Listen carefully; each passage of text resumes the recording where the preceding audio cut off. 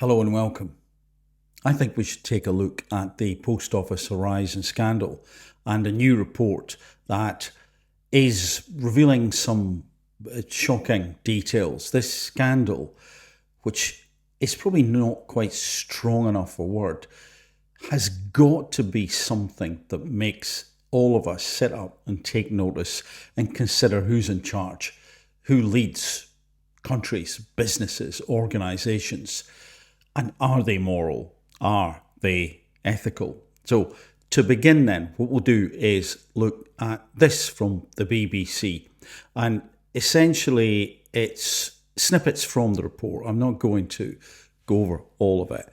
But the summary is the post office scandal has had disastrous impacts on sub postmasters. Here's what else it says. We won't go there, but we'll stick to the summary and then add in some other bits and pieces just to give the flavour. And as always with these things, I would encourage you, if you're interested, to have a read and have a think, because there's a lot to read and there'll be more as time goes on. Post office bosses should have known the Horizon IT software was faulty but maintained the fiction. That's a polite way of putting it, that its data was always accurate when prosecuting sub-postmasters. The scandal may have led to 13 suicides. It also criticises the formidable difficulties for those seeking compensation. Former sub-postmaster Joe Hamilton says the 160-page report lays bare the full scale of the horror they unleashed on us, and they did unleash horror. Former sub-postmistress and leading campaigner Seema Misra was sentenced to 15 months in prison while she was 8 weeks pregnant after being wrongly convicted of stealing from her post office branch in West Byfleet, Surrey. She served 4.5 months and gave birth to her second son while wearing an electronic tag. Anjana and Baljit Sethi were left in financial ruin when the faulty Horizon IT system made it appear as though money was missing in one of the two branches they ran near Romford in East London. The couple lost their businesses, became bankrupt, and their reputation in the local community was destroyed. And that must have been so absolutely horrendously painful. Baljit ended up working as a low-paid night security guard, struggling to make ends meet. And former sub-postmistress Jo, who we've heard from already, she was convicted of false accounting. Following the conviction, she was forced to give up her shop and ended up doing cleaning jobs for people in her village who didn't believe she was guilty. Some obviously did. Her conviction was eventually quashed in 2021, which is not that long ago. Sue Palmer is former sub-postmistress who lost her house and went bankrupt after fighting to clear her name when she was wrongly prosecuted. She was found not guilty, but she was still dismissed from her role. She was found not guilty, but she was still dismissed from her role. Is this cruel and evil or what? Losing her income, house, and reputation. The part of the report being published today will not apportion blame, we need to see that, for the failures of the Horizon system or the way the post office reacted.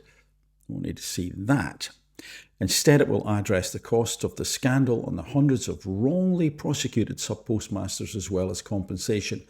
People on both sides are still fighting a war, Castleton says, was mentioned earlier in the article, adding that some of those affected continue to be victimised today.